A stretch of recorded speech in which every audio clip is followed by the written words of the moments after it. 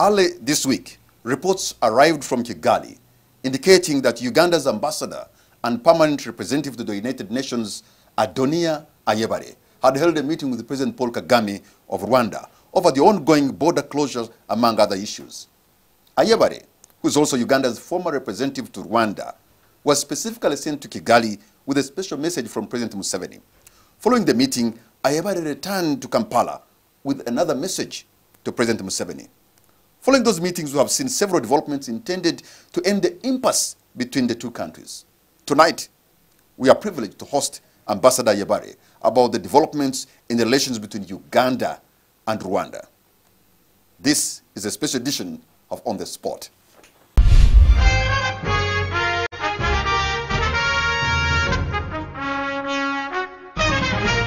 Ambassador Ayebare, thank you very much for giving us your time. We are honored to have you, and thank you for honoring also our invitation to come on the show. You are on the spot. Thank you for having me. You just returned from Kigali the other day. We saw images of you with President Paul Kagame smiling at all that, and the headline that you could be the person who can eventually maybe try to glue this relationship between Kigali and Kampala. We would want, and even for our viewers, just to bring us to speed on what transpired and where we stand now when it comes to Kampala and Kigali's relations.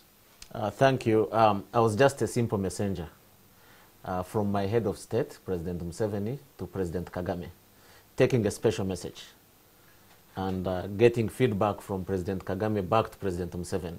So I was just a messenger. Yes, there have been a lot of some kind of acrimony between Kampala and Kigali. So you as a messenger, of course you are carrying the message, and I suppose you even know the message of both presidents. Where do we stand now? I think we stand, and I think we are on a firm ground. I think these countries are close to me. There can be hiccups. That's normal in state-state relations.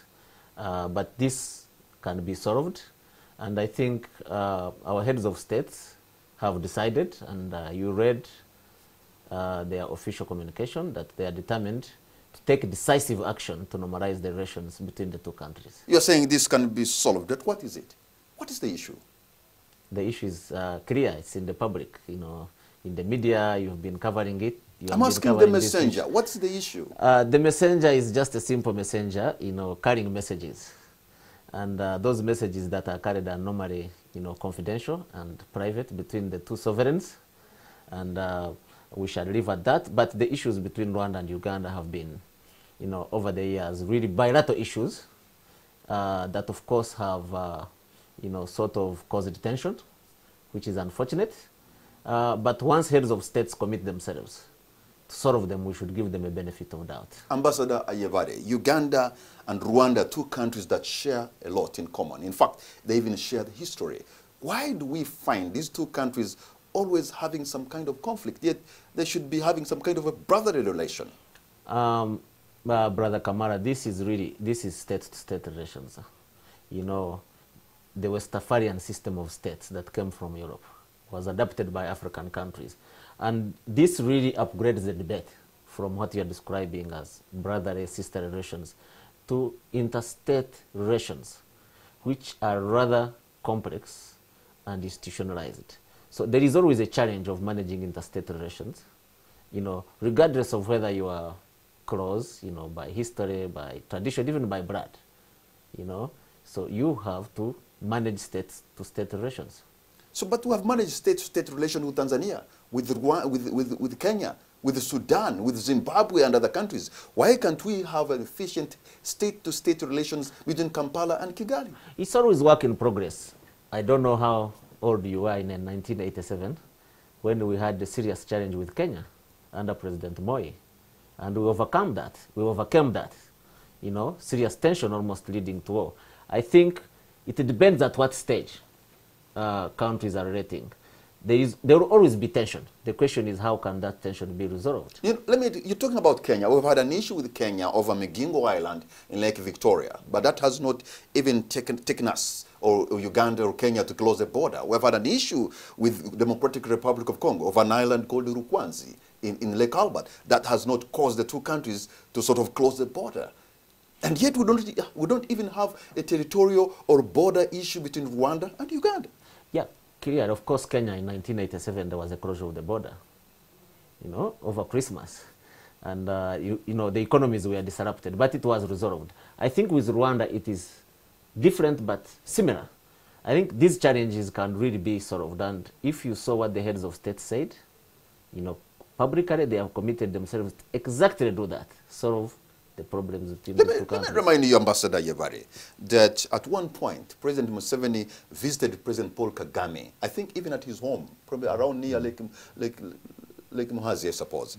And in fact, President Kagame gifted President Museveni with cows. And cattle is such a big issue among the cattle keeping communities of Rwanda and Uganda. You could see the warmth, the brother relation, people almost talking, you could even say family. Are these two individuals pretentious? No, they are not. They are not. They are very serious people. They manage states rather successfully, both of them. That's good to have that relationship, you know, to have that relationship where you share culture. But when you're managing states, it's a different ball game. And that's where we are. That's where we are. And I have stated that when you're managing state-to-state relations, you go beyond individual relations and manage an institutionalized sort of setup. And I think that is the challenge we've been having, but I think we're moving towards that.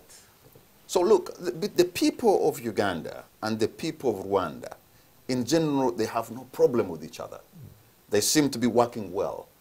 But if you ask some political analysts or even ordinary Ugandans, they think the issue is actually between the two principles.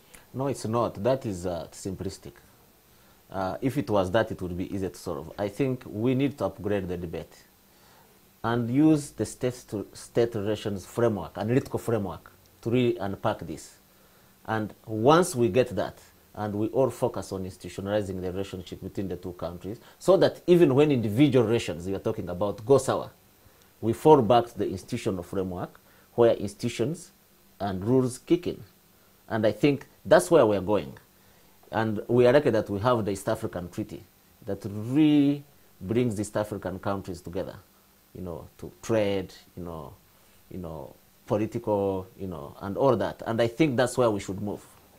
Don't we run a risk of having personal problems getting now institutionalized, where institutions are actually handling personal issues? Because that's what maybe that's what you're talking about. No. Institutions, it depends on institutional design.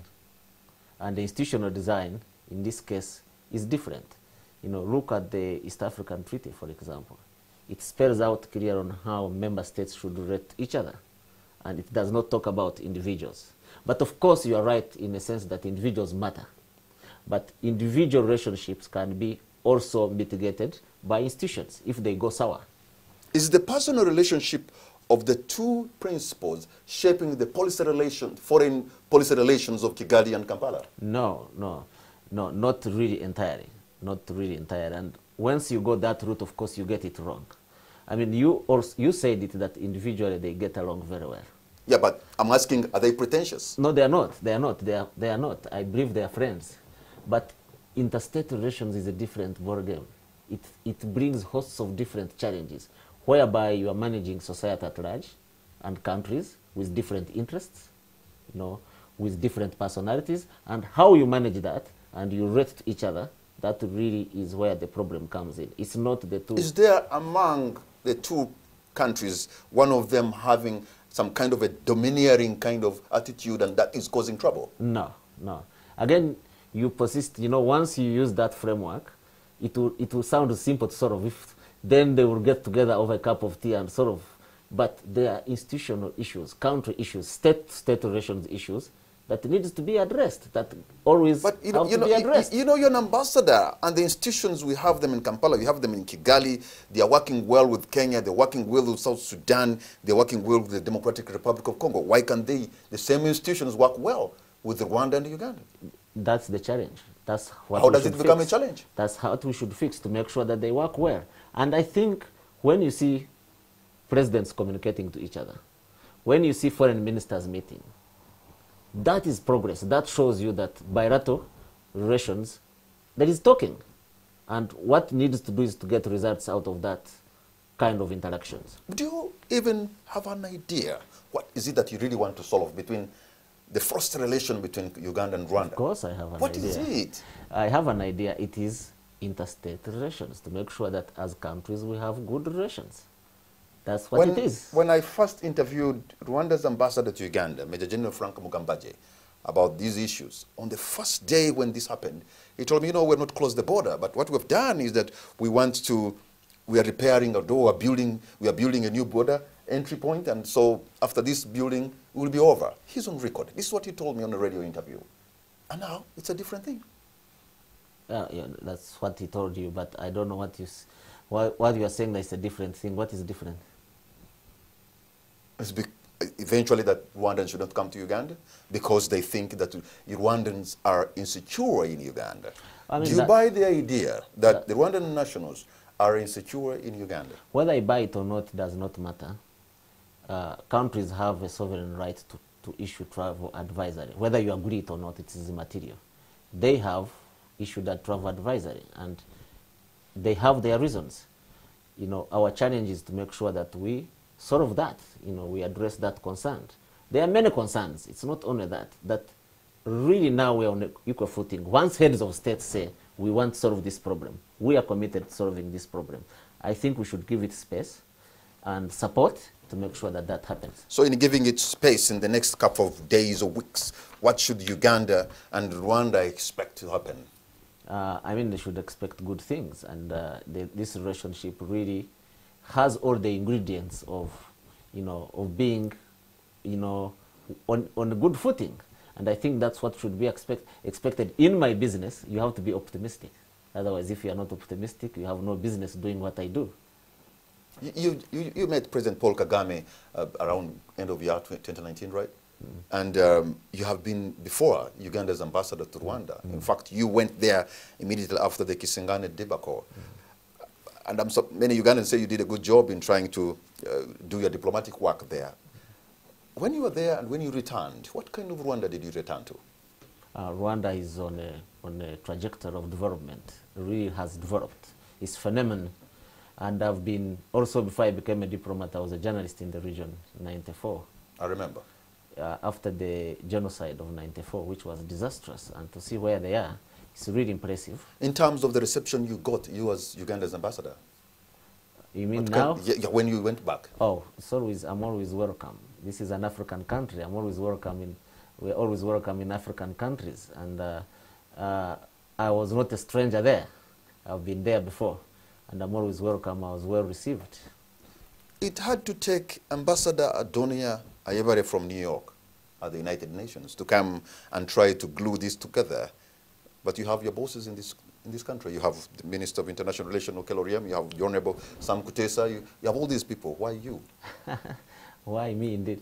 I think that question should be put to my boss, the President. He has all of us. We work at the pressure of the President, and he can choose. And my terms of reference is that I can be deployed anywhere the President deems fit. And I think in his wisdom, he chose to send me. He has the reasons. He has his own reasons.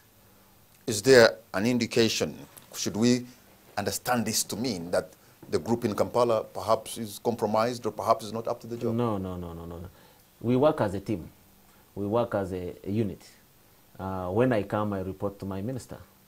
And we work as a team. You saw us today at the press conference. We work as a team. Don't think I am a lone wolf.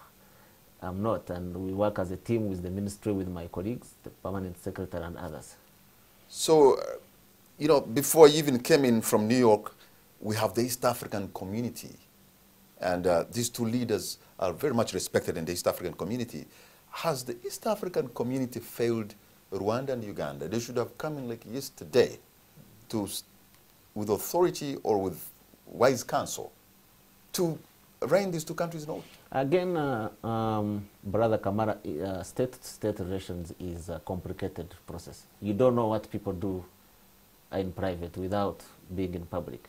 I'm sure the East African community at the level of leaders must have, you know, tried to make sure the tension is reduced. There is a lot of things that happen, you know, which you don't see. I just want to refresh your mind. A couple of months ago, we saw more or less like skirmishes, because there was shooting inside the Ugandan border and some Rwandans were killed, and including a Ugandan. Of course, their bodies were repatriated back to Rwanda because they had violated, I think, the order of not crossing into Uganda, or even they had tried to smuggle goods into Rwanda, but they were shot dead. And some people were saying, look, if it wasn't for the restraint in Kampala, perhaps we would be in the middle of an ugly war. That's of course hypothetical, and those incidents are unfortunate, but a function of, lack of communication and a misunderstanding. And this is why the heads of states have taken a strategic decision to ease tension. I think that's how we should look at it, rather than looking at isolated incidents that are serious, that are unfortunate, and try to describe the relationship. We should look at the steps that are being taken at the highest level to really address this. You need a strategic environment where good relations exist, where we can do trade and free movement of people and goods. There has always been an issue that is reported in the media of an accusation that Rwanda is harboring anti-state elements for the other side. That Uganda is harboring Rwandan anti-state elements. All those are going to be addressed. When you read the statement that was issued by the Minister of Foreign Affairs today, is that all hosts of issues that are in Rwanda, you have read the Rwanda MOU, I'm sure you have. All those issues are going to be addressed. And that's really what matters, the willingness to have political will to address them. How do we, and in a transparent and open way. How do we gain the confidence that you, the messenger of both President Museveni, and I'm sure you also came back with a message for President Museveni from his counterpart in Kigali, you'll be able to move an inch forward, yet we know that the principles made in the Angolan capital in Rwanda almost didn't bear any fruit. They sent their delegation to Kigali, the Ugandan delegation met in Kigali, no fruit. The Rwandan delegation came and met in Munyonyo with their Ugandan counterparts. They even failed on a basic issue of signing a communique. Things are pretty bad. No, I was just a messenger. And sometimes messengers are not supposed to move mountains. But they can also play a small role. And I think the spirit of New Year's Eve is really important. I think you read the messages that heads of states exchanged publicly. And we should build on that. And you have seen the concrete actions that have started. They, to some, might look as small steps, releasing those individuals, but that is a good step towards confidence building. So we should say, for the people watching us in the Rwandan town of Ruhengeri or somewhere, or in Kisoro, or even where I come from in Fort Portal, should they think that maybe it is people in circles like yours who have failed us? The people, inter-people relations were okay, but statecraft and institutions have failed the peoples of East Africa, the Rwandans and the Ugandans. Let me tell you, statecraft is a really very complicated business. This is serious business, and people are right to be, whatever you have described, to be really disappointed with us. But this is complicated business, and I think they should keep hope alive. And that's what is important, that you have responsible people in these positions that are doing their best. It could be worse, that are doing their best to solve these problems. So, the institutions that you have, you are a career diplomat. Here in Uganda, I'm sure the opposition has always said, you know what, the president has picked political failures and given them work of diplomacy. Do you have people who are grounded in the skills of diplomacy, who are tried and tested, who can go and negotiate and present the best image of Uganda with humility and modesty, so that we don't see these things flare up? Because that could be the issue, that you lack the personnel with the requisite capabilities to do the job. I think that presents a dark picture. But I think we have people who are competent enough to do some of this work, diplomacy representing the country. I have colleagues who can do this. And I think the fact is that diplomats work in a context of politics, of institutions, of interests. And that's, they don't work in a vacuum. And that's also important. Okay, you need training. That's important. You need experience. But also you need a conducive environment to get results. Yeah, the experience, the conducive environment, and the training is not there. It is there. It is there. I believe I'm trained. I believe I'm competent. I mean, I represent Uganda at the United Nations. Yes, you do. But we also have very many examples. You run for a constituency somewhere, and after you have failed, then they just give you that as some kind of a consolation. That is beyond my pay grade. Eh? It is. Maybe it is below even. Because beyond my pay grade. Eh? But you know, some of these are real facts that have happened. No. I mean, I just want to. You're entitled. I'm sorry to be sound raw, but political failures have been chosen to represent Uganda at the diplomatic level. I think you are being unfair to the president. I think the president chooses these people, and he has factors. He has different facts, and it's not only Uganda. All countries, the presidents appoint diplomats, and you know, like other institutions, there are challenges. Right. But we keep on doing better. Ambassador Adonia Ayebare, we're going to take a break. When we come back, we shall drill deep into this issue. We'll be right back.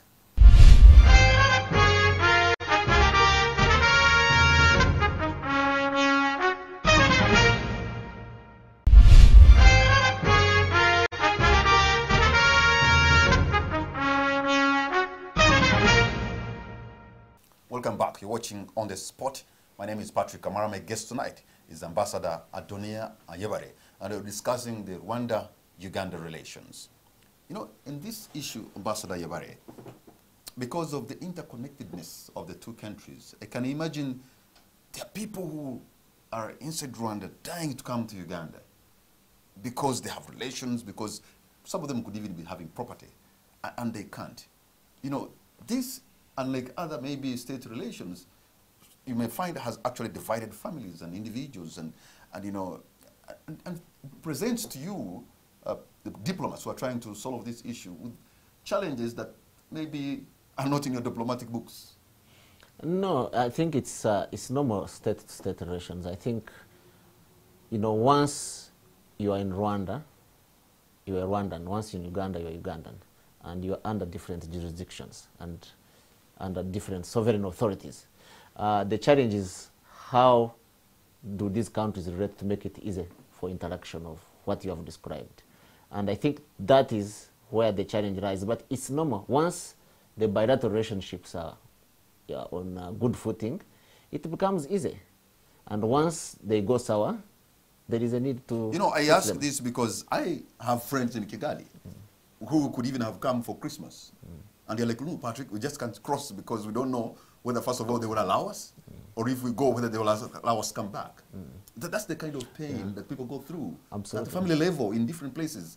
You know, friends, individuals, people who, with blood relation, with the marital relation, and so many cases like this. Absolutely, absolutely, and that's unfortunate. But we are there to fix that. That's our role. And the two countries, and the presidents again, have admitted that there are these challenges. And they have committed to solve those challenges. And maybe we'll have a permanent break on this, you know, so that it does not reoccur. But there is a commitment.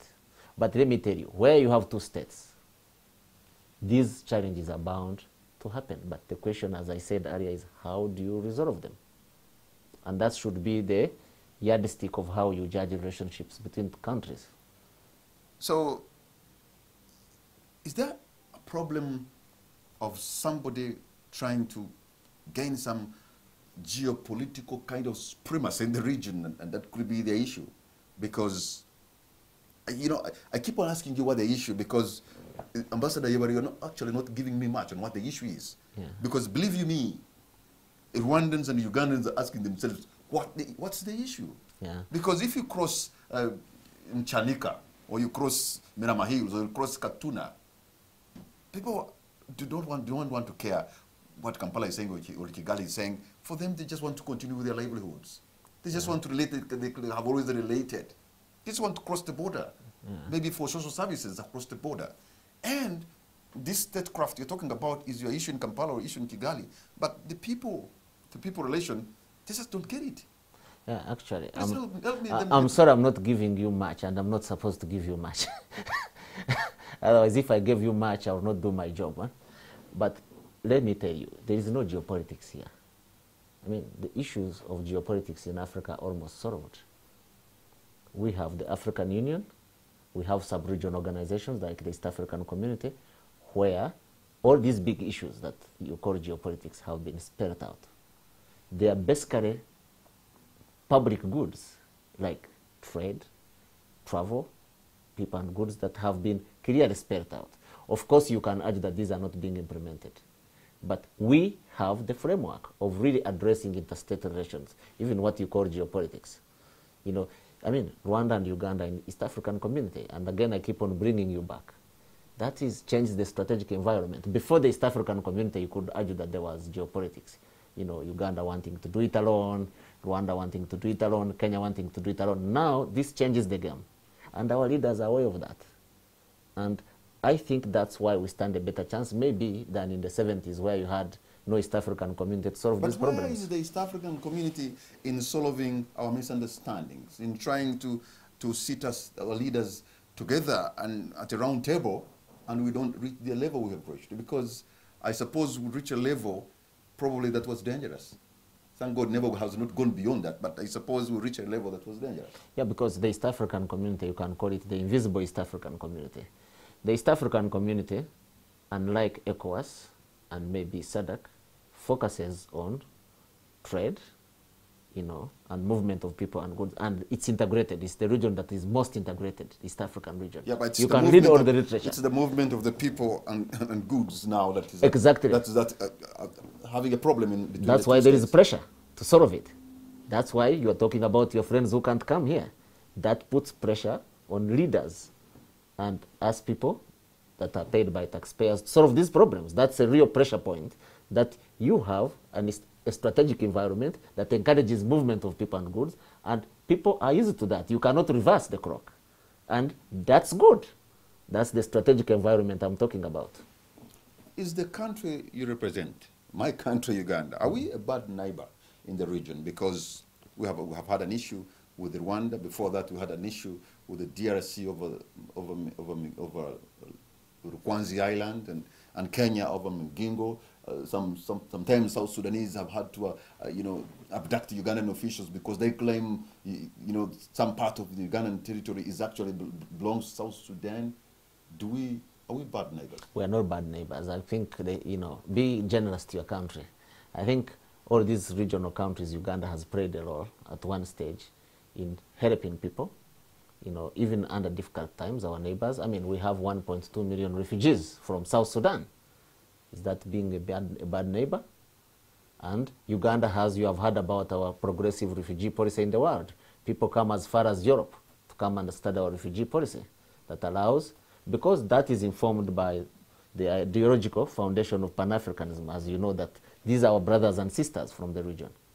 They have at one stage, different stages in history, benefited. So Uganda is a good neighbor in that sense. But there are challenges. As you know, the borders are all colonial borders.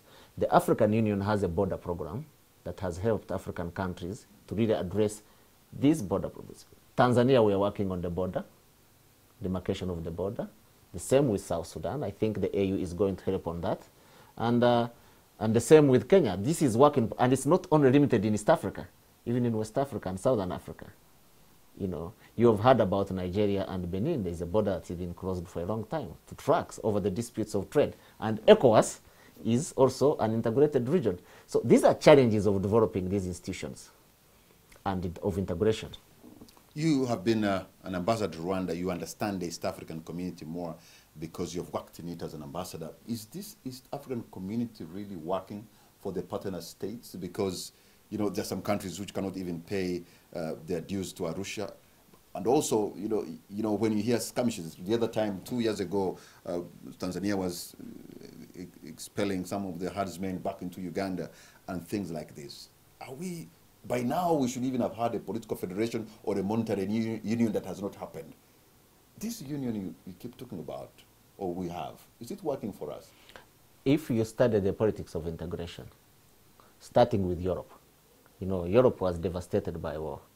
And the way if you study shortly how the European Union was formed with the challenges between Germany and France, competition, and how it has become to be with challenges with Brexit and all that.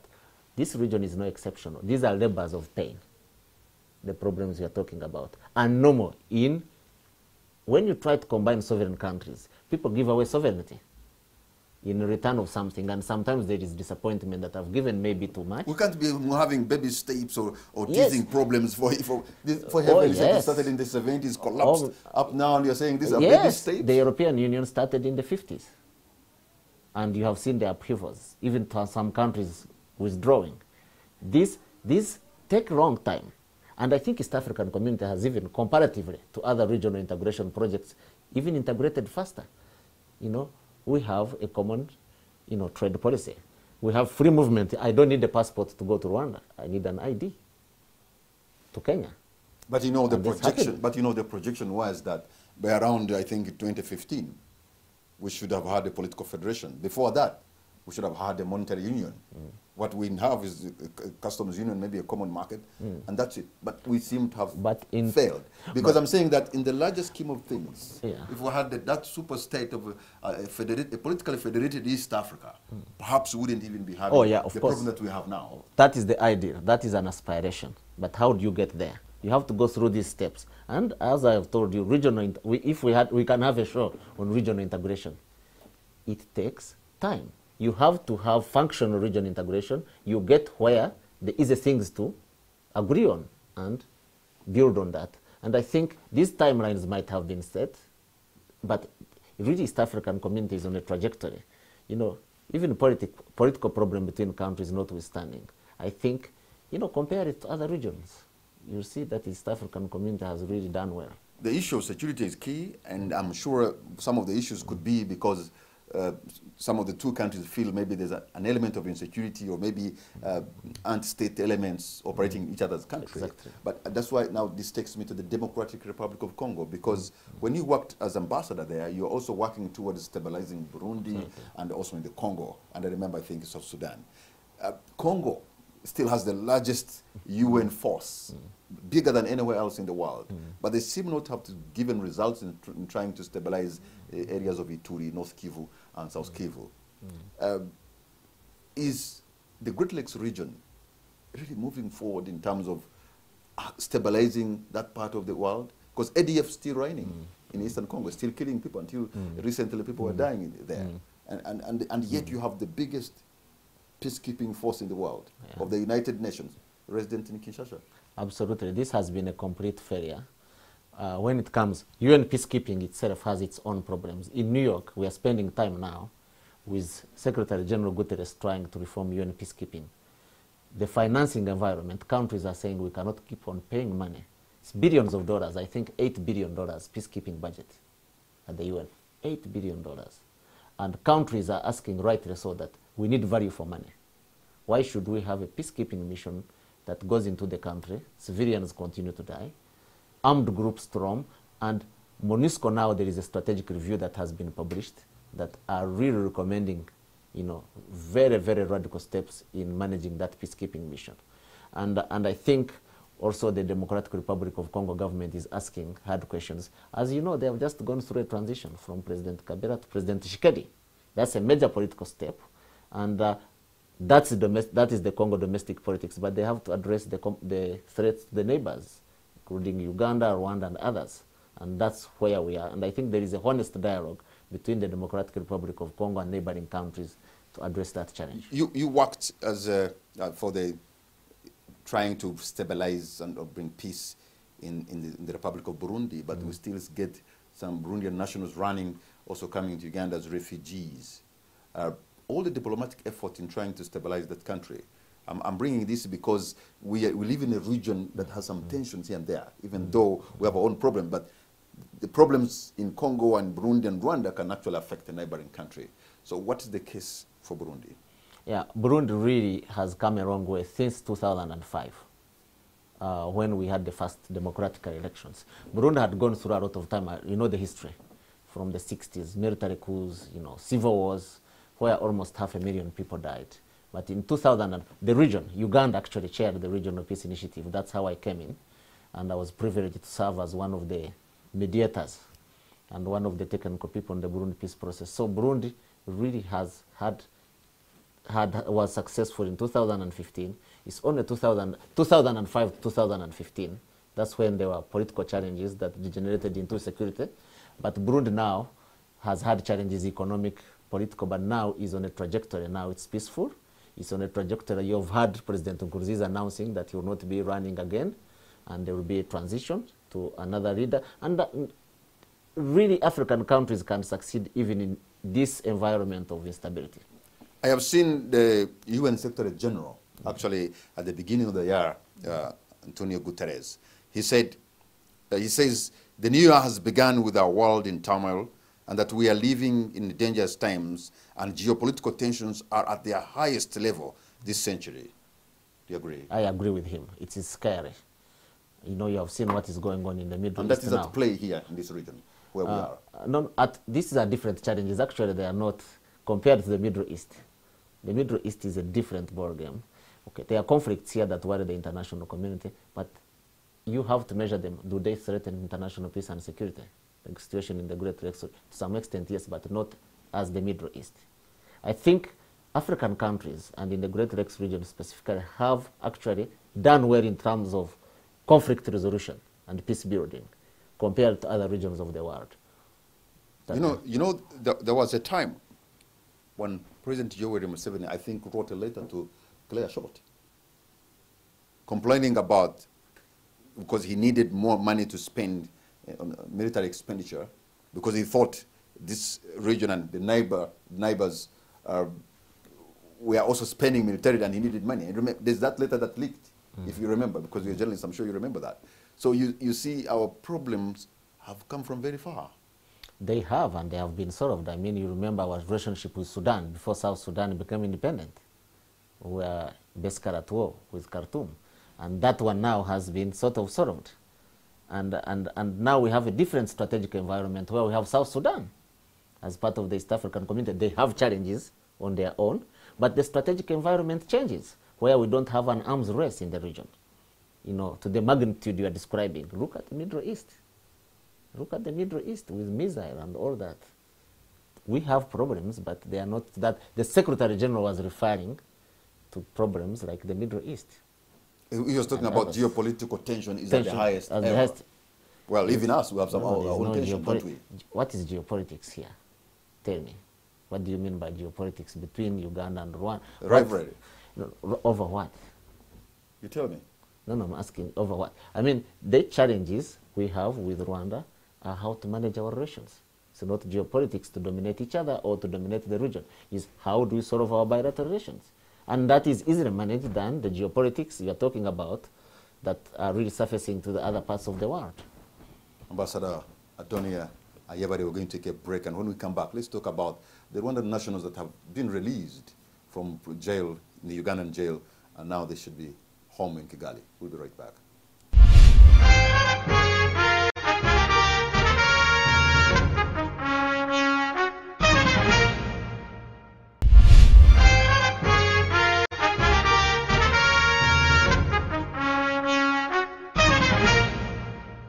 Welcome back. You're watching On the Spot. My name is Patrick Kamara. My guest tonight is Ambassador Adonia Ayebare, who is Uganda's ambassador and permanent representative to the United Nations on discussing issues between Kampala and Kigali.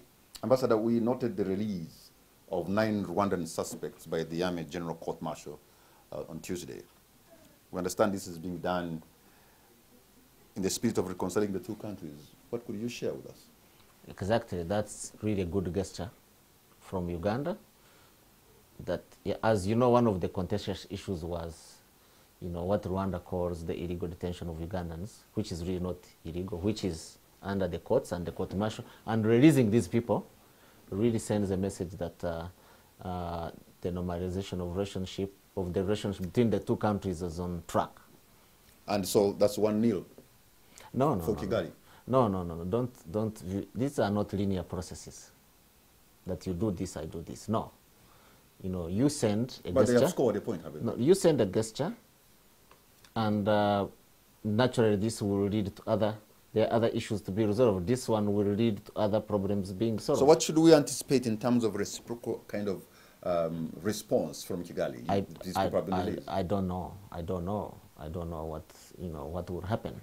But this, we must agree that this is a good gesture. And, you were at the press and your colleagues were at the press conference, and Ambassador Mugambaji of Rwanda here, the ambassador of Rwanda, said this was a good gesture. Some of the suspects have been in custody since 2017 and had been charged with unlawful possession of firearms, ammunition, and military uniform. With this release of these suspects, haven't you have you received assurance from Rwanda that you'll not proceed to institute legal charges or some form of sanction against Uganda for their detention? No, my minister really explained this very well. That charges were dropped for political considerations, which is according to our law. The state can level charges and can withdraw them. So legally we're on a good footing. And it was done according to our laws. So there's really no contradiction there. So we're not likely to see Kigali take Kampala to some kind of another court for having illegally detained their people. You just decided now to let them go. That means probably you found them innocent or something? Because they could have a case leveled against Uganda. I don't think so. Let's wait and see. But I don't think so. This is a good gesture. They have acknowledged it as a good gesture. What assurance can you give the people who live among the common border between the two countries in regard to this? That maybe tomorrow or the other day they'll be able, those who are growing Irish potatoes across Katuna border, they'll do their thing. And even those who are grazing between Mirama Hills or in Ntungamo, they'll go and graze their cows across the border like they always did. My president has already given them assurance. You read his New Year message. He has said decisive action will be taken to normalize the relationship. On behalf, Uganda at least will do its part. And that's really solid assurance from him. And people really, now that we amplify it and translate it to them, maybe they don't read Twitter, but it has been covered well in the media. That is an assurance from the head of state. Rwanda has given demands, and some of them release of the Rwandan nationals whom they presume are in Ugandan jails. I think they even give the names and the number.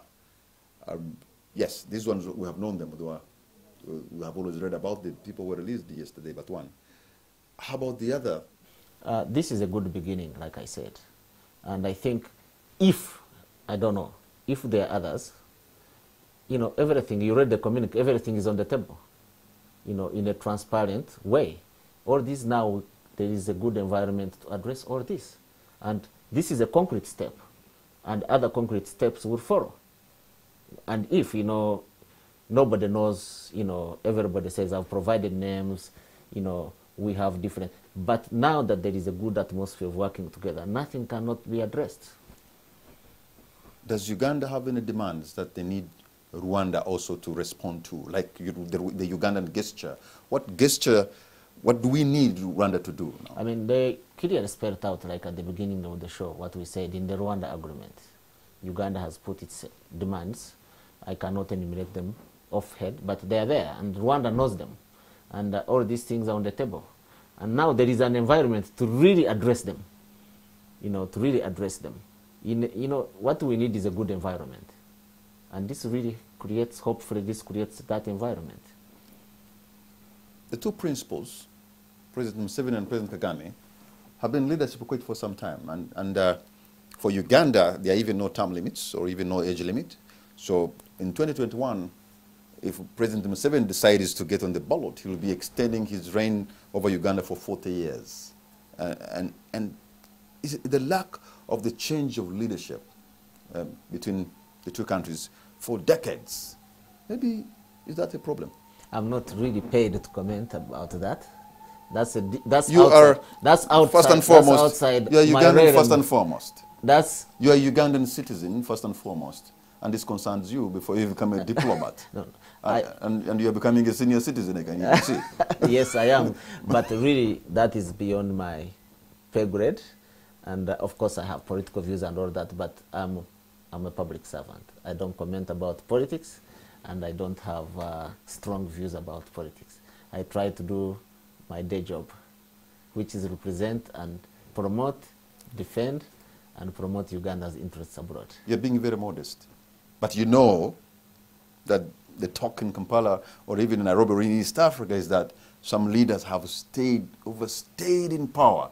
And because we don't have that kind of renewal that brings in new energy, new skills, and new dynamism, and new networks, probably we are here, where we are now because of that.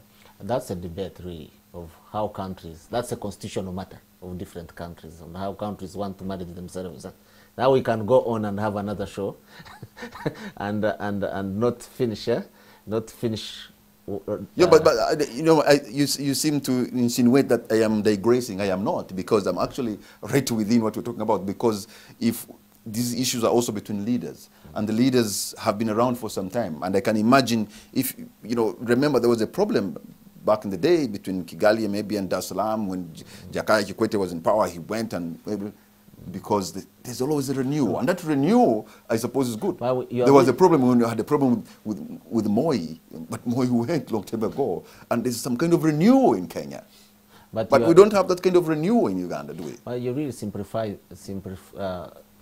these issues of state relations. Individuals matter, okay, but they don't matter. These issues, leaders can go, but if there is no framework of resolving these issues, and now we are going for regionalization. You know, these leaders don't only operate bilaterally, they operate in an environment of the East African community, for example. And, you know, these issues will not go away, even when leaders go away. But, you know, the country you represent, this general brokenness of institutions. Institutions have actually not been working in Uganda. If institutions is the problem, then we are the problem, because we don't have institutions. Which institutions? At least the institution I work for works.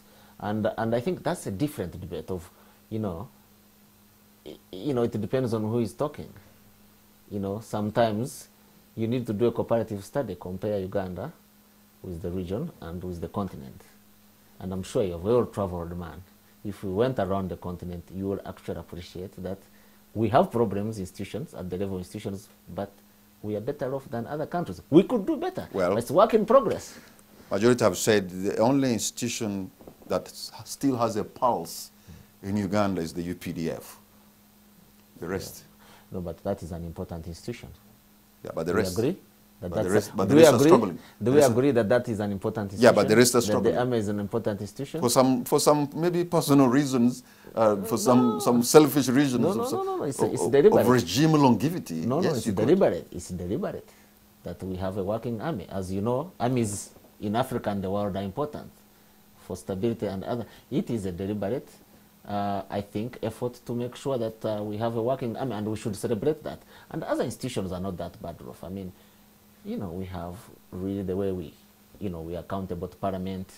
You know, the budget is approved, it's a public document. The media, which you represent, I'm sure you do the continental comparison where you cannot have such a show. Okay, so as we try to conclude this, of course, the freedom of expression and talk is really inherent. Nobody's going to give it to you. Guaranteed. In some press, in some spaces, you must agree that we have made the headway here. When I joined the press in 1996 and compared now, I look a dinosaur. The institutions of the media have really developed. Well, they could. So, moving forward, you have been able to meet President Paul Kagame and President Yoweri Museveni, and you've done your part. I suppose you should be maybe on the flight flying back to New York, but do you go back to New York with your head high?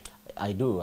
I told you I'm a born optimist, and if you don't have optimism, you cannot be in my business, because you have to be optimist. You have to have optimism that what you are doing really will result into some concrete results, and you keep on trying even when they're upset. You keep on trying. As a journalist, I've had an opportunity to meet two principals in my line of duty. I've met President Paul Kagame, very briefly. What do you think about them? I've met President Yoweri Museveni. I see two gentlemen who mean well, yes, who seem to love East Africa, and they're Pan-Africanist. Yes. But then what is at play is completely, opposite of what they exude. No. They have done well for their countries. I mean, look at the history of the two. Look at where Rwanda was and where Uganda was in 1986. You know, you have to have a period, a comparative period. They have really done, they always problems. You know, it can't be smooth sailing, but they have done well, I think, for the region. I mean, the strategic environment, you keep on talking about geopolitics.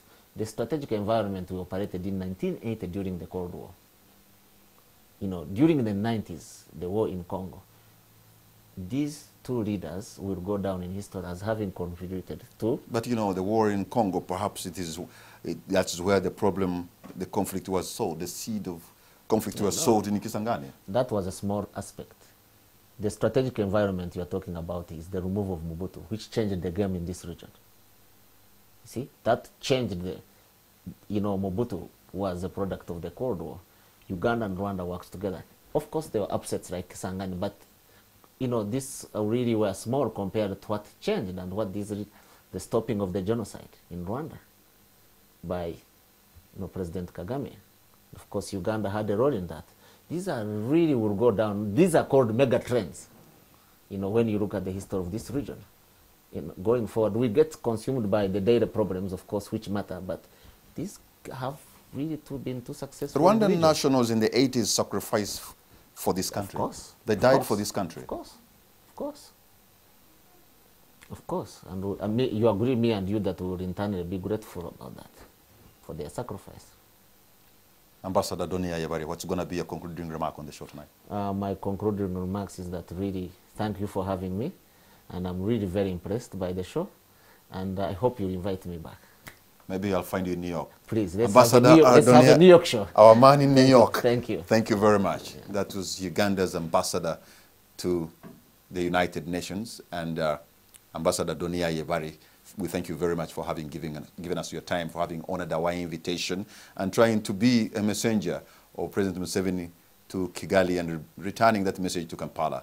Ugandans, maybe just like Donia Yebari says, let us be eternally optimistic. Good night and God bless Uganda.